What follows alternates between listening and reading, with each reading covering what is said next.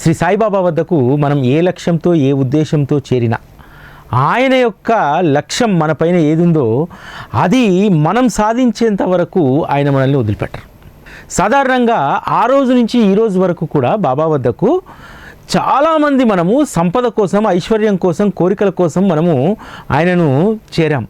కానీ బాబా వాటన్నింటినీ మరిపించి, అంటే మన లక్ష్యాలు, ఆశలు, ఆశయాలు, పేరాశలు ఏవైతే ఉంటాయో వాటన్నింటినీ కూడా మరిపించి ఆయన మనకు ఏమి అనుగ్రహించదలుచుకున్నారో దానిని తప్పకుండా మనల్ని అనుగ్రహిస్తారు. మనల్ని ఆయన అనుకున్నటువంటి దిశలో మనల్ని చివరకు అందులో మనల్ని ప్రవేశపెడతారు. ఇది బాబా దగ్గర ఉన్నటువంటి గొప్ప నేర్పరితనం. ఈరోజు బాబా దగ్గరకు వచ్చినటువంటి మనందరము కూడా కొంత నేర్పరితనంతో, కొంత జ్ఞానాన్ని సంపాదించడానికి ప్రధానమైనటువంటి కారణం వారు మన పైన పెట్టినటువంటి గురి.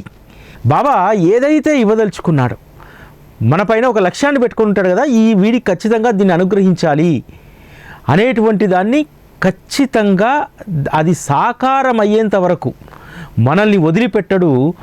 అవసరమైతే మన మనస్సును, బుద్ధిని మార్చడానికి కొన్ని సంక్లిష్టమైనటువంటి పరిస్థితులను కూడా ఏర్పరిచి అందులో నుంచి ఆయన్నే మనల్ని బయటేసి నీ మార్గం ఇది కాదు, నువ్వు ప్రయాణించాల్సినటువంటి దిశ ఇది కాదు అని చెప్పి అద్భుతమైనటువంటి అనుభవాలను, పాఠాలను శ్రీ సాయిబాబా మనకు నేర్పిస్తారు.